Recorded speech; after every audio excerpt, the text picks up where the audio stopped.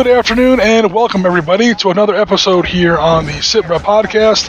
I am your host, Oriskany Jim, and today I am joined by my friend Arrigo. Mr. Arrigo, how are you doing? Quite well. Okay, so Arrigo has actually played with us before. He's actually done a 1987 Panzer Leader scenario with us before. I kind of screwed that one up. We didn't get it recorded properly. That's on me. So hopefully today he's back with us here in the 1980s apparently, and we'll get the actual game recorded in part and edited and sent out to you guys so you guys can take a look at our game and hopefully get some enjoyment out of it. So as the title card here suggests, we are taking a look at the Afghanistan War, the Russian Afghanistan War. So lots of people have stepped in Afghanistan, and much to their regret, going all the way back to Alexander the Great, probably even before that. Alexander the Great did not have a good time here. The Mongols didn't have a great time in here. The Persians had a rough ride in here. The British got their asses kicked in here twice. Technically only once, because the second Afghan war the British won, and also the third Afghan war. And if you want to be very, very picky, yes, the Kabul column was defeated in the first Afghan war, but Pollock, Army of Retribution, marched to Kabul, raided the bazaar, right, and came back without any real trouble. Okay, cool. I wish other countries could have said that. The Russians definitely didn't say that. They did not walk into Afghanistan and come back out without any trouble, that's for sure. And of course, the United States, being the United States, we had to go there and do kind of the same thing. But hey. So we got this information. I apologize if this map is a little opaque to some of our viewers. I've learned to read a little bit of military Russian just by poring over Great Patriotic War maps from 41 to 45. You do that long enough, you start to pick up with some of these acronyms. I mean, long story short, take your first shot. I selected a part here along the one of the offshoots of the Kabul Highway, and where we're going to see some units of a Russian motorized rifle outfit. I think it was 40th Combined Arms Army that was mostly in Afghanistan. These guys got mixed up with various factions and there was no just one Mujahideen. That's sort of a umbrella term that we use to, I mean, look at all these colors. This is the best the CIA could do back in the 80s as far as the many, many, many different factions. And a lot of these guys hated each other's guts even worse than they hated the Russians. So it was a lot more complicated than a lot of people tend to surmise, but this is pretty much what we're looking at today. This firefight that we're going to do today didn't actually happen, but this is the kind of thing that happened in Afghanistan constantly, especially once you got into the middle and later sections of that war in the middle 80s and the late 80s. Alright, so our game for today, I guess I should mention, is Valor and Victory. So everyone knows about Valor and Victory, the great game produced by Barry Doyle, squad-based World War II infantry combat. A couple years ago, I started working on a modern expansion to this. I reached out to Barry Doyle and asked him if I could publish this. He took a look at it, he approved it. So at least for now, until Barry Doyle comes out with something new, this is the approved and official, I don't want to say official, but this is the approved version of Valor and Victory if you want to play in the really any time after World War II.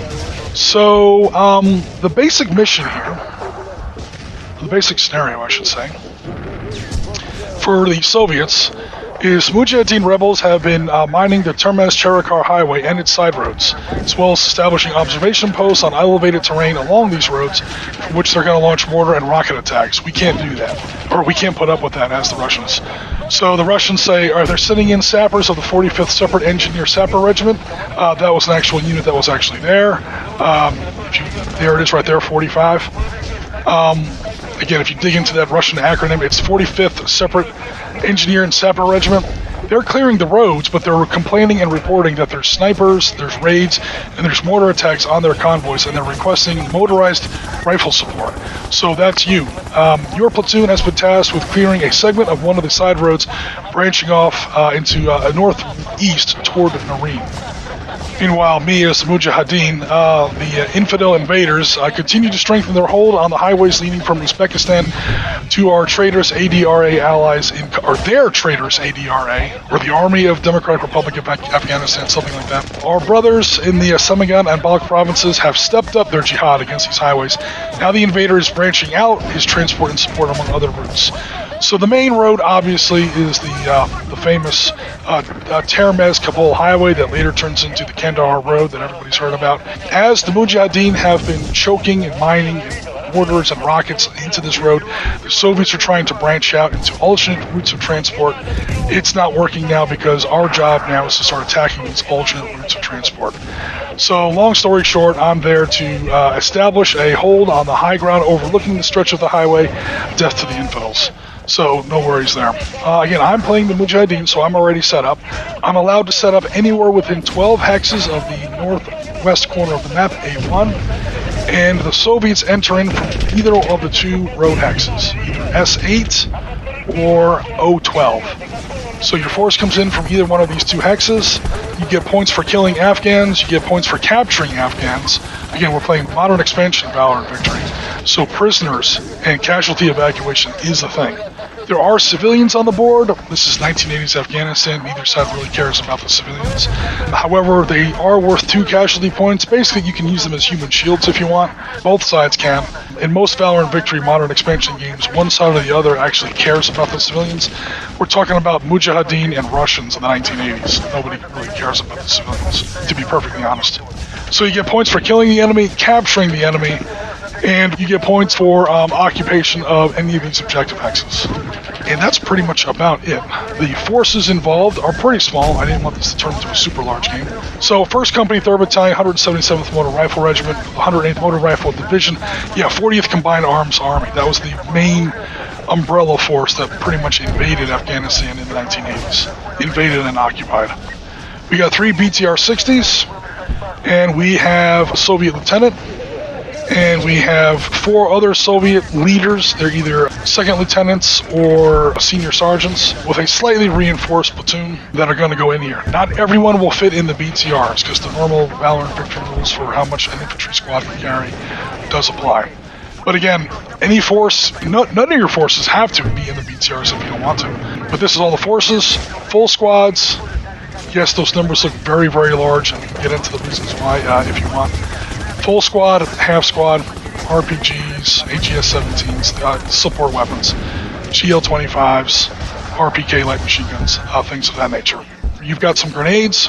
The Soviets have 2 Hind gunships. I know those aren't Hinds on there. It's your basic fighter bomber strike in Valor and Victory. Just here it looks like a helicopter. They are more powerful than a World War II aircraft strike, and we'll get into how that works as well. And a Soviet sniper could potentially show up per the normal Valor and Victory rules. Meanwhile, the Muj have an expert leader. They have a half squad for their captured 60mm mortar. They've got a half squad for their Dushka to possibly shoot down some helicopters, or at least shoot up some vehicles, and then some leaders. Now, notice I have -0 leaders here. -0 leaders aren't usually a thing in Valor and Victory. What's the point of a -0 leader? They unlock the various abilities that a leader does. 6 movement points, calling in artillery, calling in airstrikes, indirect fire, stuff like that. They're just not very good, and so they don't give you a fire bonus during the fire phase, or an assault bonus, or anything like that. They have some support weapons too. Fair word to the wise, do keep a special eye out for these RPGs. It will put a hole in a BTR-60 very, very quickly. We do also have some grenades, not quite as many. And we do have 1 Stinger. So the way we're handling the Stinger is basically like a grenade in Valor and Victory. It's an anti-aircraft grenade. Notice the X, which means it's an expendable weapon. I use it once when you bring in your helicopter gunship strikes. And it's actually very simple, it's pretty abstracted. Actually, I, as a Mujahideen player, I roll 2d6, and this is what happens. The reason I wanted to handle it this way, instead of putting it on the table as an actual support weapon, like, oh, this guy's carrying the Stinger, this guy's carrying the Stinger, or whatever, is what winds up happening is the gunships automatically go for that Stinger to kill it. And it's not realistic. The pilots wouldn't know where the Stinger is on the table. Here, he's going to get a shot. He gets one shot only. I can't reload it. There's no second shot with the Stinger. And we make a simple 2d6 roll, and we see what happens with the Stinger. If the BTR-60 is destroyed, the crew could survive, and if the crew survives, a new half squad is put on the map. These are all rules written in the Valor and Victory Modern Expansion rulebook. And then we have victory points. Obviously, the Soviets have the much more powerful force. However, they do have asymmetrical victory conditions. So, unless you had any more questions, I think we are just about ready to start. Like I said, the moves are already set up, so we're ready for the first phase of Soviet movement. Okay. Cool. All right, so we'll be back, everybody, and probably partway into Soviet movement on turn 1. All right, everybody, here we are at the end of Soviet turn 1. He brought his forces in, like we talked about, on these two highway hexes, and then unloaded. I wasn't able to reach anything. He has already taken one objective hex, so that's good on him. However, when this little squad dismounted here on this little crossroads, he did come barely under sight of fire here from this hex. I've got a Dushka in there, and I've got a 60mm mortar in there. So, because mortars cannot form fire groups with any other unit besides mortars that are stacked in the same hex, for Valor and Victory rules, I had to decide where I was going to put my leader in there. Here's a quick hack for anyone who ever likes to play Valor and Victory, especially modern Valor and Victory. If you have a good leader, put him with your mortar. It's always a good move, because that -2 really helps out. As we saw, the Dushka missed, but that 60mm mortar shell landed in the middle of the Soviet infantry. Actually, the Dushka did kill somebody. I'm sorry. The mortar pinned everybody because down. the mortar already pinned. The Dushka was able to kill. Actually, I managed to knock down half the squad. So the half squad got knocked down, replaced with a casualty marker. He did not bleed out, and then only one unit was able to rally. There was nobody in that hex who was not pinned down at the time that was able to evacuate that casualty. So I've got some other juicy targets lined up. I've got an RPG here who is just dying to blow that BTR off the planet, but he's out of range. Range on the RPG is only 6, so he measured that well. And yeah, that's pretty much the end of the Soviet turn. So now we go to the Muj turn on turn 1. We're going to start with command phase. Obviously, I have no support assets because I'm the guerrilla forces. I don't really want to switch or divide anything, so we're not going to do anything there. We're going to go straight to direct fire phase. Those Hinds are going to come in and blow me off the map, so I'm going to take my shot while I can. That mortar is going to try and hit that hex again. So same 2 points, I'm sorry, the same 6 points at -2. Oh god, I get 11. I almost summoned a Soviet sniper. So 11, even with the -2, becomes a 9 on the 9 on the white row. That's no effect. So my mortars completely missed this time. Okay, so the Dushkas are going to go ahead and also fire, this time without the -2. And I do a little bit better here with a 5. So 5 stays at a 5. I'm still at 6. So that becomes 3 more casualty points assessed against this hex. Okay. I'm kind of beating him up right now, everybody, but trust me, he's going to call in those 2 Hinds. I might shoot down one of the Hinds with my Stinger, and after that, those Hinds are just going to... It's going to get ugly. Sadly, because... actually, I can pin 1 unit. You can pin 1 unit for 2 points, yep. Yeah. And then you have to kill somebody that is not the pinned unit.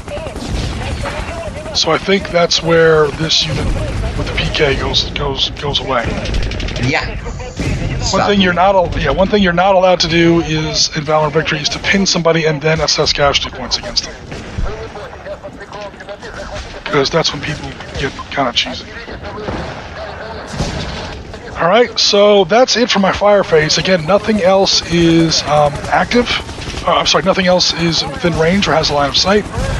So I'm going to go ahead and start with my Muj movement phase. Okay, well, we always forget this, but we're not going to forget it this time. What we always do is we roll for civilian movement. So again, that's something kind of special for Valor and Victory modern expansions. I'm going to roll for the guy in India 7. Odds he moves, evens he doesn't. He does not move. The guy in Quebec 5 does move 2 hexes in direction 4. 1, 2, 3, 4. He's running towards the Russians for some reason. And now the people in Oscar 11 do move, and they move in direction 2. 1, 2. Alright, awesome. So that concludes civilian movement. Now I'm going to do my movement. These guys have all fired, so I can't really move them at all. Who else is going to move? This hex here is going to fall back. That's going to cost me 1, 2 for moving into brush. Actually, a BTR did see that if you want to take opportunity fire. Okay, I am firing with the BTR. Because the BTR has pretty long range weapons. It's got that 60 caliber machine gun on there. You will have to scrape past these trees and so on. So there will be a -1 for that and a -1 for shooting into brush. But you do have 14 points out to a range of 10. However, you do have to, and there's no leader in there, so you have to add 3 points. Or, I'm sorry, 3 to your roll is what I should say. Okay. So 3, I have to roll 3 dice. No, you have to roll 2 dice, so you add 3 to the result. Yeah. 13. 13 is the final result, that's no effect. Alright, no worries. So that cost me 1, 2. The next one's going to cost me 3 because I'm moving uphill and into brush. So that stack moves up here. I probably should have just moved there. But even then, I would have taken opportunity fire. Actually, I'm not going to do that. I'm going to move to this hex instead. So that cost me 1, 2, 3, 4, 5, and I'm pretty much out of points. Now I'll move 1 more. Because I don't think you can see very much now because I'm back from the edge of the... You know what, I'm going to stay right where I am. Okay, they can't move. This guy's actually going to move forward a little bit. 1, 2, 3, 4, because he's in the stream. 5, 6. And he'll stop there.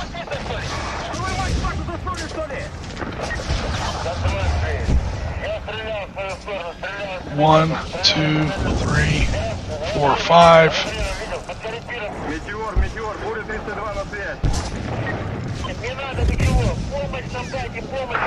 1, 2. Actually, that's just 1. That's like an orchard. 1, and he'll just stay put there for now. Alright, so that is going to be it for my movement. We go to your defensive fire. Okay. Let's see what I can see. Everybody except him who already took that BTR, that is. Already took opportunity fire. I'm not 100% sure you can see very much. I think I cannot see anything. I mean, he's blocked by H9. Yeah. They can see a lot, but they're all pinned down. He's blocked by... No, he's not blocked by J10. He can see, but he's out of range. Yeah. They can see... Because again, this intervening terrain, I'm on a higher level, so it doesn't matter. But again, and also H10 is not a hill hex because of where the dot is. Yeah, it's just a range issue at this point.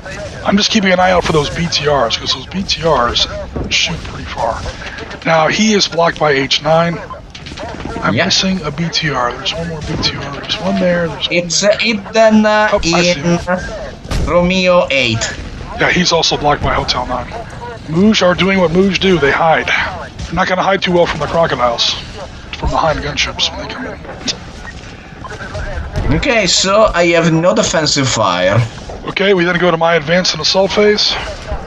Actually, I'm going to keep everybody right where they are, because I'm afraid of your gunships. So then we go to my after action phase. I don't really have any. Alright guys, that wraps up round 1. Okay guys, it's the moment of truth. He's calling in his Hinds. Unsurprisingly, on my little firebase hex. I can't say that's a bad move. Alright, so here comes the Hinds. I have 1 single stinger. We're going to see what happens here as I call in Mr. Stinger. Alright, so I roll 2d6 and we see what happens. And that's going to determine what happens when the Stinger fires off against the incoming gunship. So, I'm going to go ahead and roll here. I rolled freaking 12. Holy crap. Okay, that wasn't an anti-personnel check, so no sniper shows up. However, that is a 12, rolled right there on camera. Yeah, 10 plus, the Stinger fires and has no effect. Actually, we changed that, didn't we? We said it was going to be a 9 plus. Yeah. Yeah, okay, so where did I put? I put that on the wrong tab. It doesn't matter because I rolled 12, but just so that the stream or the audience don't think I'm being cheesy. It doesn't matter because the 12 missed. Alright, so the guy literally had the Stinger pointing the wrong way. Commando style, he fired the rocket out the back end of the tube.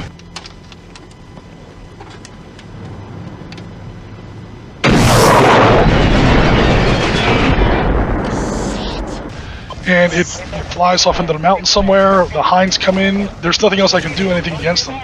Oh god. Each gunship, you've got 2 gunships, have 1 unguided rocket attack and 2 cannon strafe attacks. So the rocket attack is a double fighter bomber strike per Valor and Victory Minor Expansion 9.51, and 2 strafe attacks are 18-point anti-personnel firepower check. That's a 23mm automatic cannon. All strikes hit on a 1 through a 5.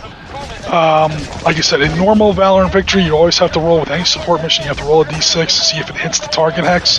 Normally, it's a 1 through a 4 if it hits the hex. Here, it's a 1 through a 5. It's the 1980s. They have, some cameras, some better sights, better electronics. They're going to hit a little bit more accurately. Okay. So if you want, you can fire off all 3 of those attacks at once, times 2 for 2 gunships. You'll have a total of 6 attacks if you want to cook them off all at once. But whatever you decide to attack, you do have to roll a 1 through a 5 on a d6 to see if it hits. Okay, the first Hind is firing rocket and 1 pass of gunfire. Okay, so that's 1 attack. Roll a d6 to see if it hits. 1. Alright, it hits the hex that it intended to. Boom, it landed. Alright, cool. How about the other one? Are you declaring that on the same hex, or? I am firing a strafing run on the same hex. Okay, only 1 strafing run or 2 strafing runs? 1 strafe. Okay, 1 strafe. Roll a d6 to see if that hits. 4. That one also hits. Okay, cool. So we got a total of 1 rocket and 2 strafes. Yeah. Alright, cool. Alright, so the rocket attack counts as a fighter bomber check. You basically roll on the blue table as always. You do have to add 2 to the dice roll because I am in woods. However, whatever number we get on the table here, we double it. Because it's more than a 1944 fighter bomber check. I got an 8 plus 2, 10. 8 plus 2 becomes a 10. That is 0. 0 times 2 is still 0. Yeah. However, you do have more attacks.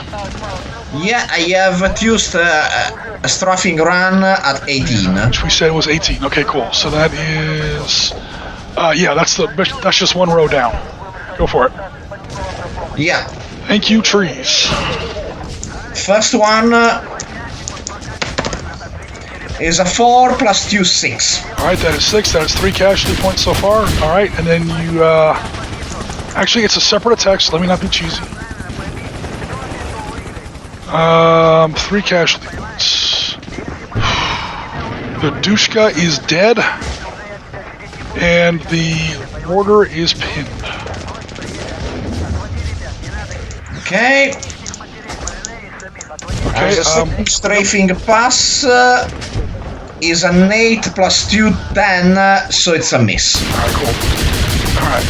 But I have still 1 rocket and 2 strafe attack. Totally. Yeah, you've only used up half of your firepower, and I've used up all my stingers now. Yeah. Alright, cool. And that Dushka won't be killing anybody else now. Alright, so that concludes support Command phase. phase. Yeah, the command phase. phase. We'll be back, everybody, when we get deeper into the... Again, we're not going to try to record the whole game. We're just going to get some of the exciting parts, hopefully. So we'll be back if anything crazy kicks off here in our continuing game of 1980s Afghanistan, Valor and Victory.